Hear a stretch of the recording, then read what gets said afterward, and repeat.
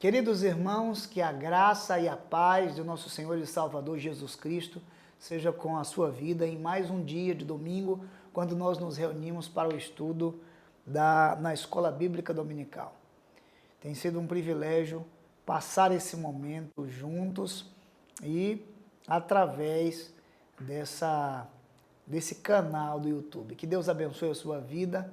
Hoje nós vamos dar sequência ao texto do Richard Foster, que nesse trimestre temos trabalhado com uma visão de entendimento mais profundo sobre a celebração das disciplinas espirituais.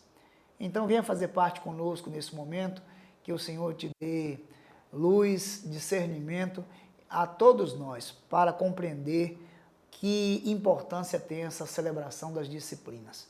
Vamos orar nesse instante? Ore comigo aí, onde você está. Sejam todos bem-vindos, onde quer que você esteja nessa manhã, a Escola Bíblica Sinai, uma escola bíblica virtual. Soberano Deus, nosso Pai, queremos agradecer ao Senhor por esse momento, quando nós nos reunimos, e nós fazemos isso em nome de Jesus. Entendemos, Senhor, a importância e o valor das disciplinas espirituais. E queremos aprender mais e mais a viver essas disciplinas como uma forma do Senhor agir em nossa vida, no nosso interior. Pedimos que o Senhor, nesta manhã, fale com todos nós. Oramos e já agradecemos ao Senhor e fazemos isto em nome de Jesus. Amém. Eu quero, antes de entrar no assunto desta manhã, fazer um recorte de 4 falas do texto inicial e introdutório do livro Celebração das Disciplinas do Richard Foster, que tem como objetivo o crescimento espiritual.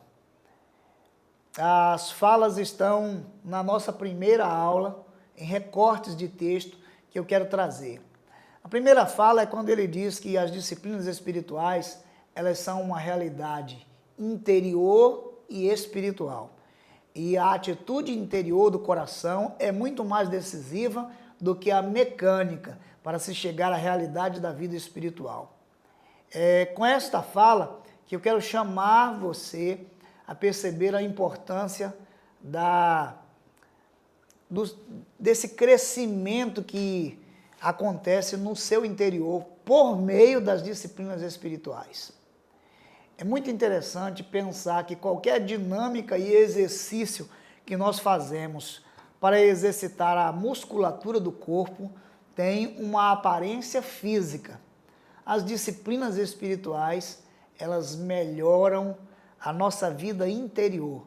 Esse, então, é o chamado dessas disciplinas. A segunda fala, ainda nessa direção, é quando ele diz que as disciplinas clássicas da vida espiritual, elas convidam-nos a passar no viver na superfície para o viver nas profundezas. Sim, esse é o grande chamado de Deus para todos os seus filhos em todos os tempos.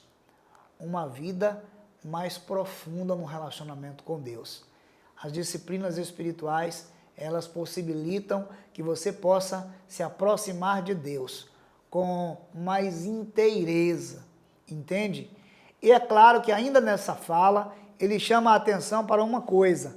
Elas nos chamam para explorar os recônditos interiores do reino espiritual. Instam conosco a que sejamos a resposta a um mundo vazio. O terceiro recorte que eu quero trazer é o recorte que ele diz o seguinte: as disciplinas espirituais visam ao nosso bem. E eu não tenho dúvida nisso. Eu creio que Jesus ensinou sobre o jejum no Sermão do Monte, sobre a oração, também como algo importante para a nossa vida. Então ele diz, elas têm por finalidade trazer a abundância de Deus para a nossa vida. E é aqui onde ele faz um alerta muito importante, que eu compartilho, quando ele diz assim: é possível, contudo, torná-las em outro conjunto de leis que matam a alma. Sim, as disciplinas dominadas pela lei respiram morte. Quando nós passamos a olhar as disciplinas espirituais com um caráter de lei, de imposição, então nós acabamos por enforcar ou sacrificar essa disciplina espiritual em nossas vidas. O que isso quer dizer? Que as disciplinas espirituais, elas são um ato absolutamente voluntário, de um coração quebrantado que quer buscar mais a Deus. Sendo assim, eu finalizo essa parte introdutória, fazendo um resgate de parte do texto que a gente viu na aula inicial, com a seguinte declaração: Deus nos deu as disciplinas da vida espiritual como meios de receber a sua graça. As disciplinas permitem nos colocar-nos diante de Deus de sorte que Ele possa transformar-nos. Eu gosto de pensar que cada um de nós, quando estamos entregues ao agir de Deus por meio das disciplinas espirituais, o Senhor tem ali o cenário para transformar nossas vidas. Isso é muito interessante. Eu olho para o Antigo Testamento e vejo uma grande transformação que acontece quando Adão está totalmente entregue nas mãos de Deus. É quando Deus cria a mulher. Aquele momento de estar totalmente entregue nas mãos de Deus, de adormecer, de estar totalmente sob os cuidados de Deus, é um tempo de transformação, é um tempo de criação. Quando pensamos sobre as disciplinas espirituais, devemos olhar para esse recôndito, para este secreto, para esse momento quando nós nos colocamos totalmente entregues nas mãos do Todo-Poderoso e Ele pode transformar a nossa vida de dentro para fora. Sendo assim, hoje, a disciplina que nós queremos compartilhar com você é uma das disciplinas interiores. São 4 que aparecem no livro do Richard Foster. A primeira, a meditação, o jejum, a oração e o estudo da palavra. Nós hoje vamos pensar sobre o jejum. Isso, nós durante os dias 15 de setembro a 15 de outubro, fizemos uma convocação para a igreja, participar do jejum, separando momentos específicos ao longo desses 30 dias, para que pudéssemos viver a prática do jejum como uma disciplina espiritual. Agora, através dessa lição, você tem a oportunidade de conhecer um pouco mais sobre o que isso representa para as nossas vidas.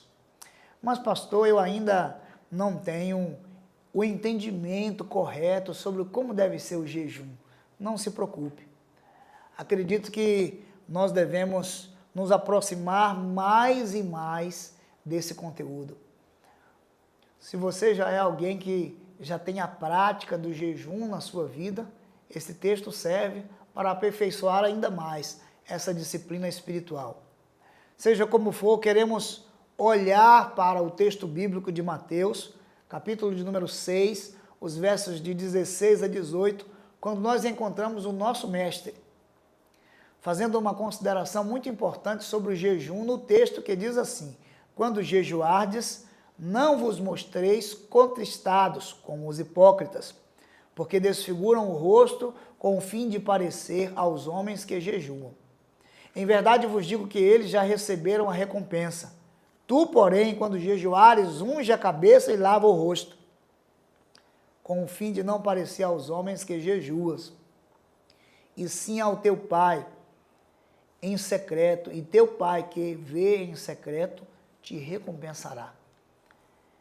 Esse é um ensinamento quando o Senhor Jesus fala sobre o jejum, e uma das principais questões que ele trata sobre o jejum é qual é o motivo do jejum. Então venha comigo participar dessa lição, vamos olhar com mais atenção esse conteúdo que o Richard Foster escreveu. Esse é um dos livros que foi considerado um dos mais importantes do século XX, e eu tenho certeza de que você será edificado, será abençoado ao não apenas ouvir e compreender, mas a exercitar, a praticar aquilo que nós temos compartilhado. Há uma frase de John Wesley que eu quero fazer referência quando ele diz assim: algumas pessoas têm exaltado o jejum religioso, elevando-o além das escrituras e da razão. E outros o têm menosprezado por completo. No contexto do entendimento do jejum, é possível, então, constatar duas coisas. Aqueles que elevam o jejum acima das escrituras, não é? E da razão, por isso fazem do jejum algo que pudesse ser reconhecido como uma super prática espiritual, como algo que eleva as pessoas a um outro nível de vida cristã, uma supervalorização da prática a ponto de os fariseus usarem do artifício de realizar o jejum e se maquiarem para serem vistos pelos homens. Numa outra direção, nós encontramos aqueles que menosprezam por completo o jejum. Então vejam, John Wesley, ele fez uma consideração que faz muito sentido. Se de um lado existem aqueles que supervalorizam o jejum, existem aqueles que menosprezam o jejum. Qual é o seu entendimento? Você entende que o jejum é uma prática que te eleva para além das outras pessoas? Ou você olha para o jejum como algo que não faz diferença? É nesse contexto que o Richard Foster começa o seu texto falando sobre uma questão básica, quando olhamos para aqueles que menosprezam a prática do jejum. Então ele diz, o que é que explicaria esse quase total menosprezo por um assunto mencionado com tanta frequência nas Escrituras e tão ardorosamente praticado pelos cristãos através dos séculos? Mesmo que observemos um menosprezo ao longo do tempo, em toda a história bíblica, seja no Antigo e no Novo Testamento, e vários homens de Deus na história, eles não somente praticaram o jejum, mas também ensinaram sobre o jejum. E foram exemplos e testemunhas dessa experiência. Então a pergunta é se, com tanta evidência, seja nas Escrituras e na história, como pode ainda hoje a prática do jejum ser desprezada na vida das pessoas? Há duas coisas que ele apresenta como resposta. A primeira delas, em primeiro lugar, o jejum como resultado das excessivas práticas ascéticas da Idade Média adquiriu uma péssima reputação. Qual era a prática ascética da Idade Média? A que ele se refere. Esse perfil daquele que usa o ritual para se beneficiar. Daquele que usa a prática do jejum ou de dar esmolas ou de qualquer outra coisa como uma forma de ser visto, de agregar algum tipo de saldo espiritual para a sua vida diante dos homens. Isso faz com que, olhando para esta realidade, no contexto presente e contemporâneo, as pessoas tenham um certo descrédito para com o jejum. O segundo motivo, porque o jejum passou por tempos difíceis no século passado, disse ele, é a questão da propaganda. A publicidade com a qual somos alimentados hoje convenceu-nos de que, se não tomarmos 3 boas refeições por dia, nós, entremeadas com diversas refeições ligeiras, corremos o risco de morrer de fome.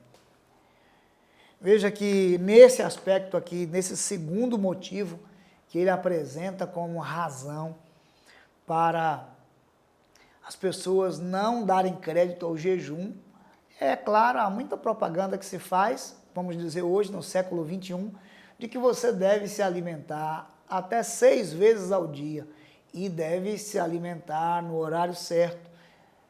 Deve dar ênfase às 3 principais refeições do dia e com intervalos de tempo fazendo refeições entre elas. Caso isso não aconteça, você vai colocar a sua saúde em risco. Sim, esse também pode representar um motivo pelo qual as pessoas vão cada vez mais se distanciar da prática do jejum.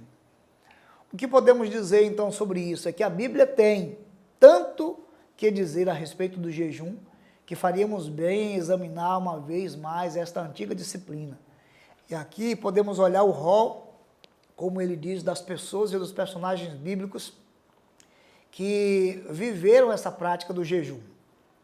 Davi, Elias, Esther, Daniel, Ana, Paulo, Jesus Cristo e muitos homens e mulheres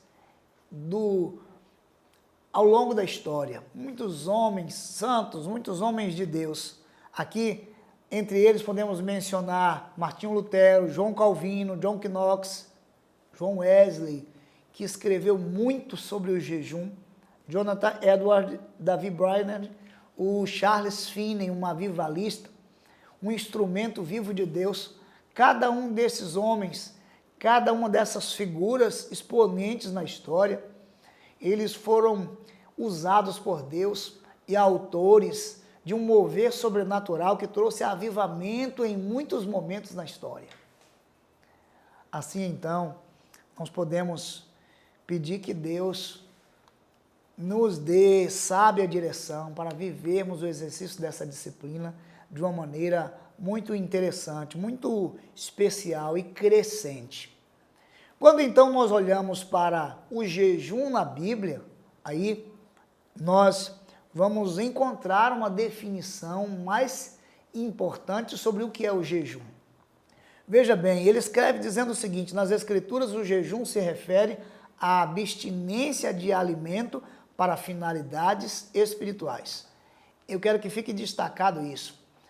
O jejum é a abstinência de alimentos para finalidades espirituais. Você poderia pensar que qualquer coisa é jejum. E é o que se diz em nossa geração. Jejum de internet, jejum de televisão, jejum de qualquer coisa que você possa dizer hoje, se usa a palavra jejum para relacionar a qualquer coisa que você abre mão. Mas na realidade e nas Escrituras, nós não chamamos a isto de jejum. Qualquer coisa a que as pessoas têm abstinência, senão o negasse a si mesmo. O que é então o jejum? O jejum bíblico é pura e simplesmente a prática da privação de alimentos com um objetivo espiritual. E aqui é importante lembrar isso, ele se distingue da greve de fome, um protesto que você esteja fazendo, cujo propósito é adquirir poder político ou atrair a atenção para uma boa causa. Você já viu isso muitas vezes, em algum momento na história.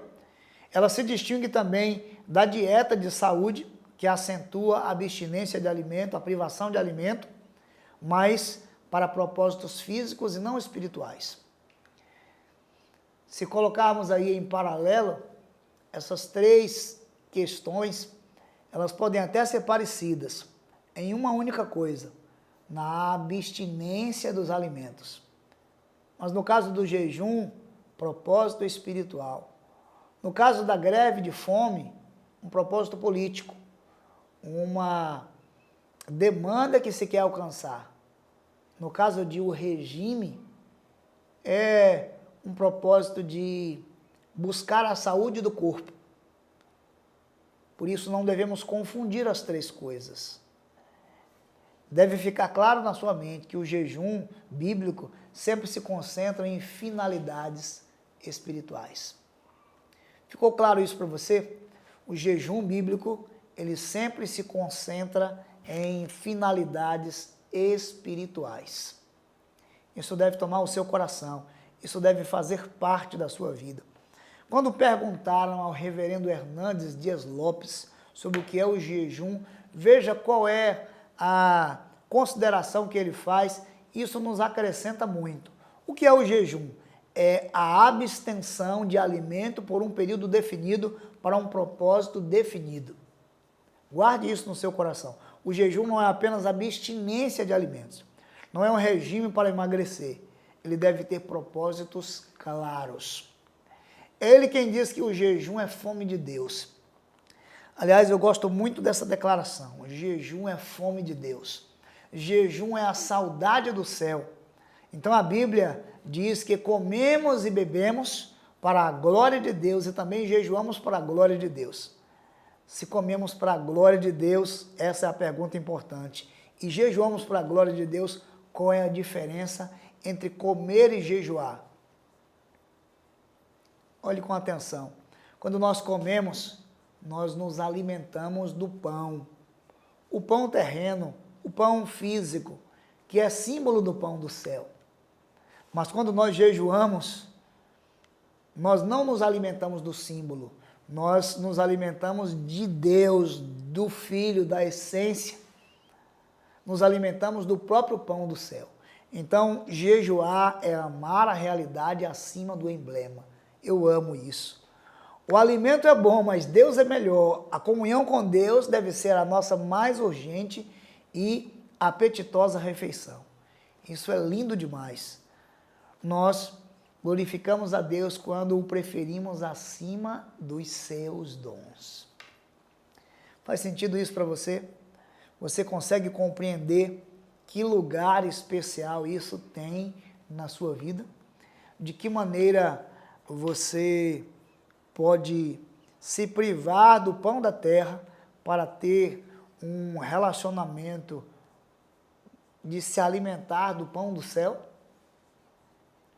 Nossa fome por Deus deve ser a nossa fome maior do que por alimento. É muito interessante pensar sobre esse ponto de vista, porque qualquer outra coisa, meu irmão, minha irmã, que você queira chamar de jejum, não é nada mais, nada menos do que uma abstinência, do que um negar-se a si mesmo, do que dizer não à sua carne com suas paixões e concupiscências. Mas quando nós falamos especificamente sobre jejum, nós estamos falando sobre privação de alimentos. Esta é a perspectiva bíblica que nós podemos conhecer sobre o jejum, que também nas Escrituras podemos encontrar outros ensinamentos que falam das restrições, não é? Que falam de tudo aquilo que nós podemos abrir mão, de tudo aquilo que é lícito, mas não nos convém fazer. Não precisamos chamar a isto jejum, mas uma negação de alguma paixão da carne em detrimento de coisas espirituais. Mas o jejum está relacionado diretamente à privação de alimentos. Se pensarmos sobre os tipos de jejum que nós encontramos nas Escrituras, nós podemos encontrar aqui pelo menos 3 tipos de jejum que ficam bem presentes nas Escrituras. O primeiro tipo de jejum é o que nós chamamos de jejum parcial. Esse jejum você vai encontrar prefigurado no livro de Daniel. Quando Daniel, ele se compromete diante do oficial da guarda responsável pelos jovens que vieram exilados, quando ele se compromete diante dele, junto com os que com ele estavam, de não comer dos manjares do rei. O que isso significa? Que ele não comeu de todas as iguarias oferecidas pelo rei. Ele se alimentava, mas de toda a alimentação que lhe era conferida, diz o texto que ele deu prioridade aos legumes, que ele deu prioridade às comidas mais nutritivas e não aos manjares do rei. O resultado desta experiência é que, 10 dias depois, eles estão mais vistosos do que todos aqueles que haviam se dedicado a essa experiência de comer dos manjares do rei. Ora, quando nós olhamos o jejum parcial em Daniel, nós podemos compreender que também Daniel, ele tinha a prática do jejum no seu dia a dia, mas especialmente nesse contexto, ele vai utilizar da prática do jejum parcial, a restrição e dieta, mas não a abstenção total de alimentos. O segundo tipo de jejum que nós encontramos nas Escrituras é o jejum absoluto, tanto de alimentos como de água. Você tem vários momentos em que isso acontece. Um deles é Paulo, na sua conversão, Saulo. Durante 3 dias, ele permanece em oração, nada comeu, nada bebeu, nem sequer água. Esse é o que nós chamamos de jejum absoluto. Nós podemos reconhecer o jejum absoluto na pessoa de Jesus, que durante 40 dias ele não comeu. O texto não diz que ele não bebeu, porque o jejum absoluto não está ali excetuando a utilização de água. Mas é bem provável que nos 40 dias Jesus ele não comeu, mas ele bebeu. Quando ocorre a tentação, logo após o período dele jejuar, ele é convocado para matar a fome e não para matar a sede. Nós encontramos o jejum absoluto em outros momentos, como por exemplo no livro de Jonas. Todo animal, todas as pessoas, todo homem, toda mulher, cada pessoa, inclusive os animais, não deveriam comer e nem beber. Um jejum absoluto, o que no caso do livro de Jonas é o que nós chamamos também de jejum coletivo. Foi apregoado um jejum. O rei de Sodoma, ele se vestiu de roupas de saco e de cinza e apregoou um jejum coletivo. Você encontra isso com a rainha Esther, que também apregoou um jejum, e esta vivência ela está presente no Antigo e no Novo Testamento.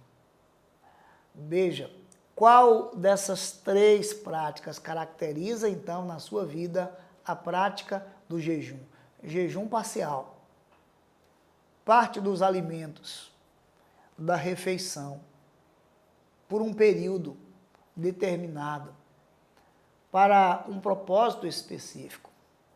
Jejum absoluto é aquele jejum em que você abre mão da refeição por completo, ainda que faça utilização de água, mas esse é um período de abstinência que envolve aí mais de uma refeição e mais de um dia.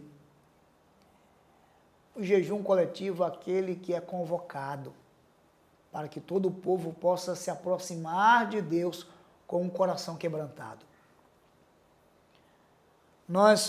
Nesses dias, nós vivemos um misto dessa experiência do jejum, porque foi uma convocação coletiva, não legalista, não imposta, uma convocação voluntária, mas uma convocação para um jejum parcial, uma das refeições.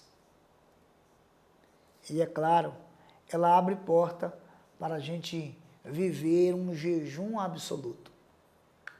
Você compreende isso? Faz sentido para você? O jejum não é um mandamento. É preciso considerar isso. Eu gosto da forma como o autor aborda esse tema para dizer que o jejum é um ato voluntário. É uma disciplina interior que não deve ocupar a nossa mente como uma imposição.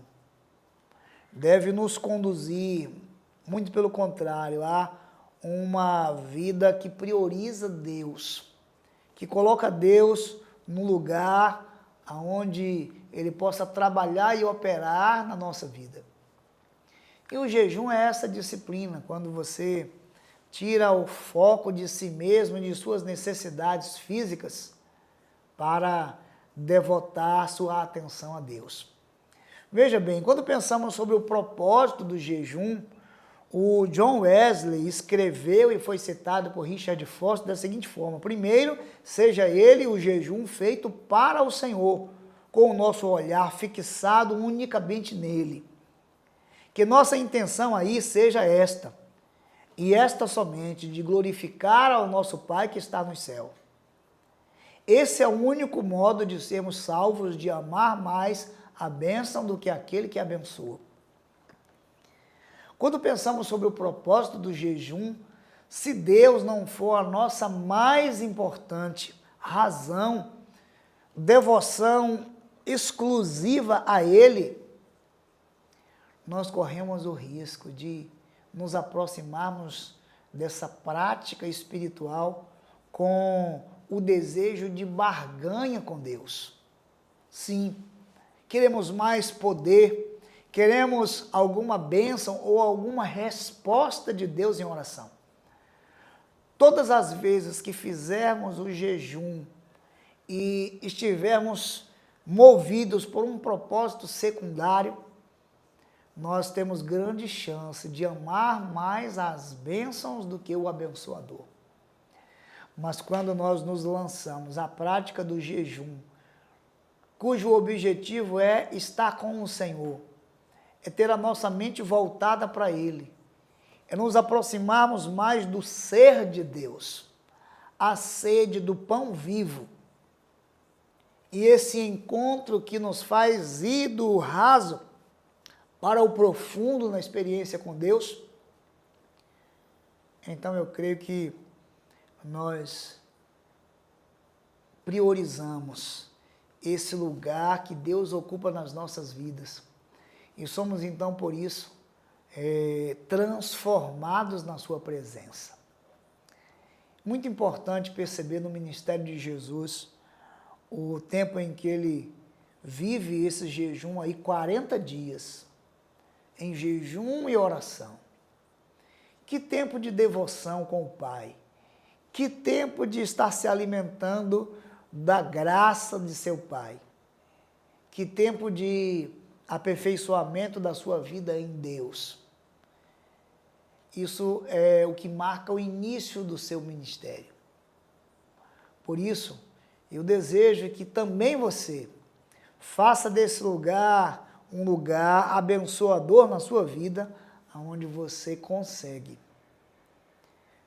se colocar num lugar onde Deus opera no seu interior. O Richard Foster diz que usar boas coisas para nossos próprios fins é sempre sinal de falsa religião. Eu concordo com ele. Você usar uma coisa boa que é o jejum para alcançar propósitos como eu quero fazer jejum para encontrar um namorado, eu quero fazer jejum para comprar minha casa, quero fazer jejum porque tem uma pessoa que está doente. O primeiro e importante motivo do jejum é estar com Deus. É estar com Deus. E é claro que há propósitos secundários que podem fazer parte do jejum somente quando esse propósito primário não é desprezado. Entende? Eu sei que talvez você que está me ouvindo nessa manhã já muitas vezes se propôs a jejuar por uma causa. Por uma causa. Mas mais importante de qualquer causa, primeiro Deus, primeiro relacionamento com Ele. Todas as outras coisas, elas vão vir como secundárias.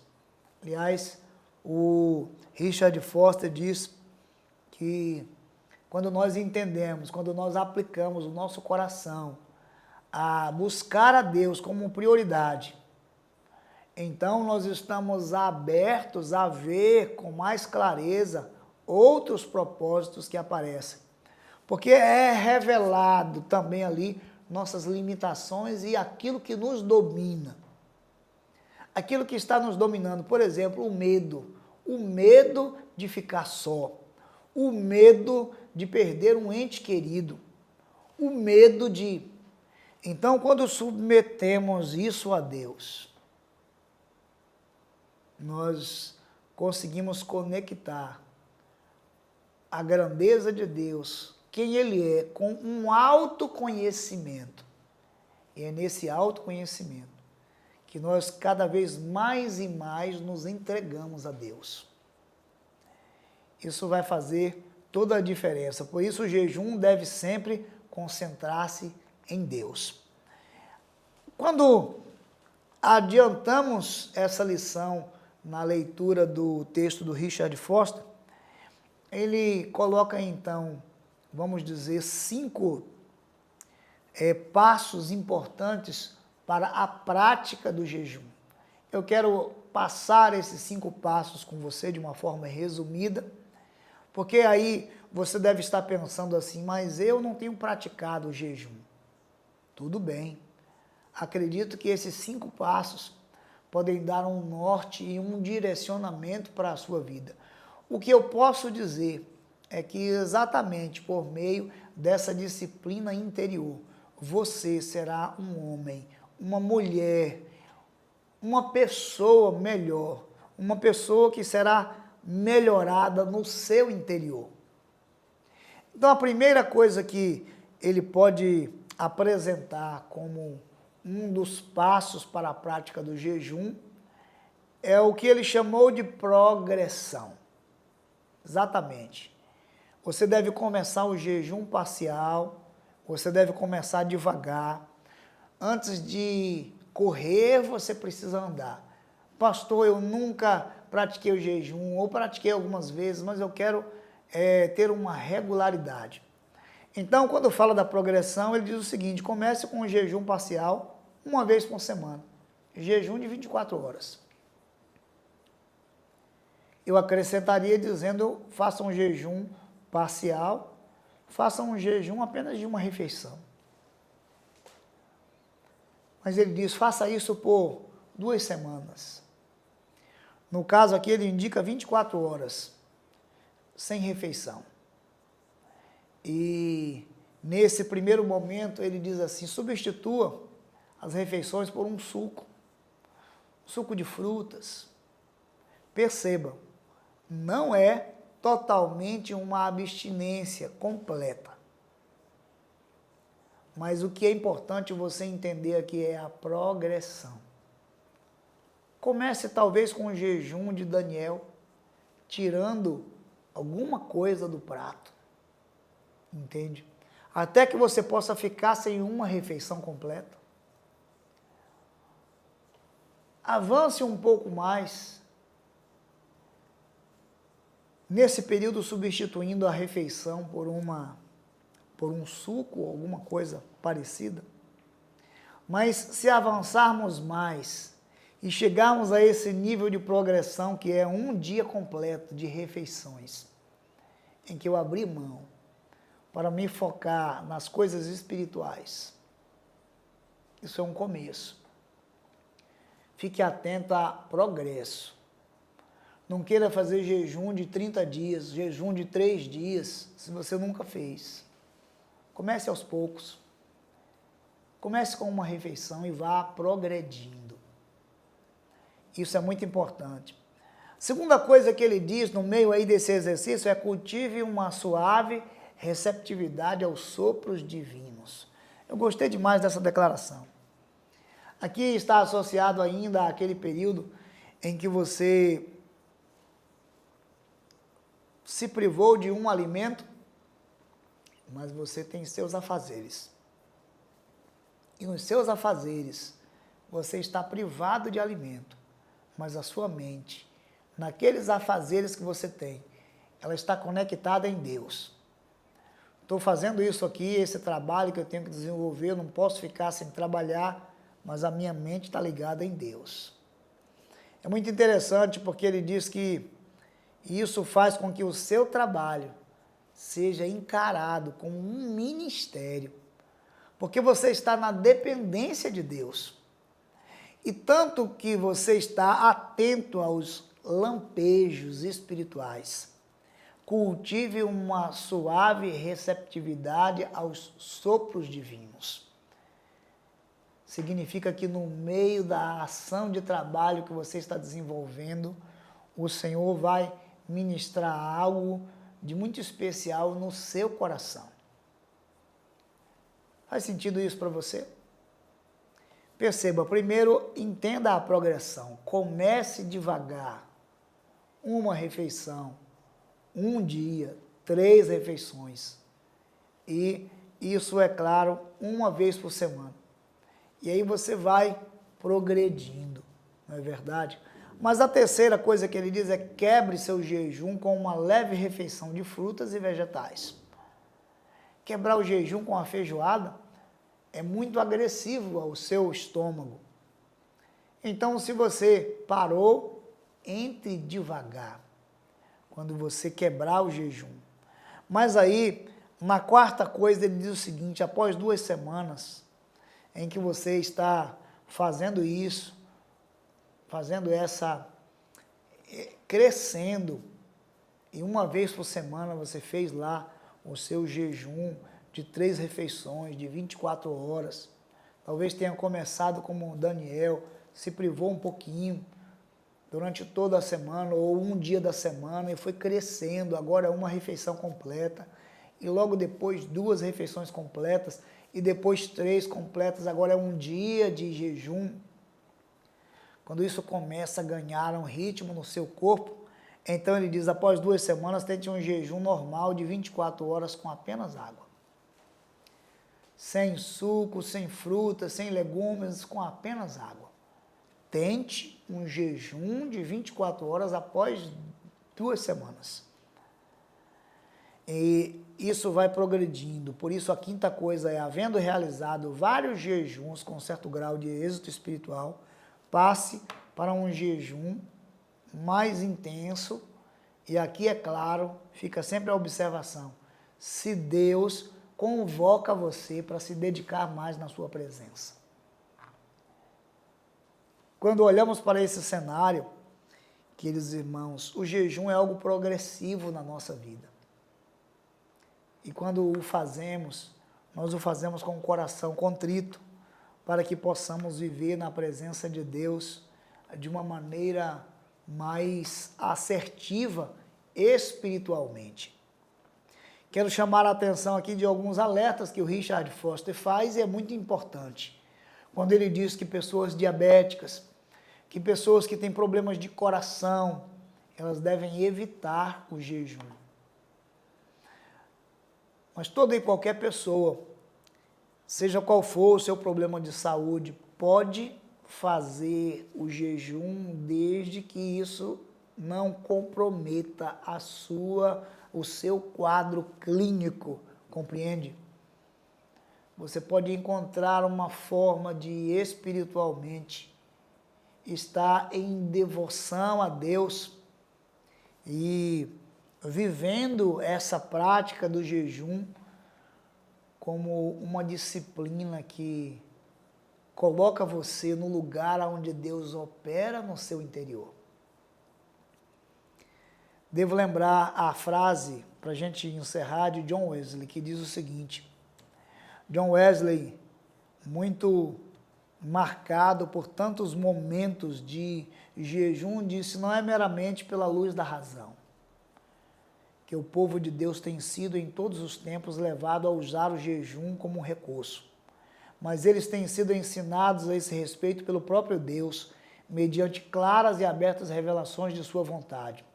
Ora, quaisquer que tenham sido as razões para reavivar os do passado, em seu zeloso e constante cumprimento desse dever, elas são de igual força ainda para reavivar-nos. Homens santos de Deus no passado, mesmo com algumas restrições de saúde, mesmo com alguns problemas cardíacos ou diabéticos, mesmo com alguma limitação do corpo, não foram impedidos de se entregar a Deus através desta privação, que abre mão do pão da terra, e eu acho muito significativo isso, para buscar o pão do céu. É uma forma de dizer, o pão do céu é maior. É uma forma de dizer, eu quero mais de Deus. Eu preciso mais de Deus. É uma forma de dizer que queremos mais o abençoador do que suas bênçãos. Que seja esse o sentimento que leva você à prática do jejum. Quanto mais tempo nós nos aplicarmos ao jejum e à oração, nós vamos ser marcados por transformação interior. Quando os discípulos de Jesus não puderam expulsar os demônios que estavam na vida de uma criança, que o seu pai levou essa criança aos discípulos de Jesus e eles não puderam expulsar, eles disseram, mestre, por que nós não podemos expulsar? E Jesus disse, essa casta ela não sai, senão por jejum e oração. Uma das coisas que os discípulos pediram a Jesus foi, ensina-nos a orar. E Jesus vivia esse momento de jejum e oração com o Pai. E quando os problemas surgiam, ele conseguia ter um discernimento espiritual e a autoridade para resolver em questão de minutos. Porque anteriormente estava em devoção na presença do nosso Deus. Quando os discípulos encontraram Jesus, que estava conversando com a mulher samaritana, eles trouxeram comida e Jesus não deu importância para a comida. Eles ficaram pensando, será que ele comeu? Quem será que deu comida para Jesus? E Jesus disse algo muito especial, a minha comida é fazer a vontade do meu Pai. Comer é se alimentar do pão da terra. Jejuar é comer da vontade do Pai que está nos céus. Que Deus abençoe você. Comece hoje. Comece com uma refeição. Comece substituindo por sucos, por legumes. Até que você possa fazer um jejum como Paulo. 3 dias sem comer e sem beber. E se o Senhor convocar você para muito mais, que você atenda à voz do Senhor, mas que isso torne você uma pessoa não com mais coisas, mas uma pessoa melhor para a glória de Deus. Quero orar por você nesse instante. Soberano Deus, nosso Pai, nós te louvamos por esse momento de estudo, de um assunto tão importante e tão necessário em nossa geração. Senhor, tantas pessoas que já estão práticos no jejum, tantos outros que estão enganados, que fazem jejum de coisas que parecem sem sentido. Mas, Senhor, nesse momento, pedimos que o Senhor se revele a nós, para o progresso do jejum na vida dos meus irmãos. Que esta prática traga grande transformação interior e o Senhor em tudo nos conduza. Queremos dizer como Jesus, nosso Mestre, a minha comida e a minha bebida é fazer a vontade do meu Pai que me enviou, do meu Pai que está nos céus. É a nossa oração em nome de Jesus. Que Deus te abençoe e até o nosso próximo encontro, se Deus quiser.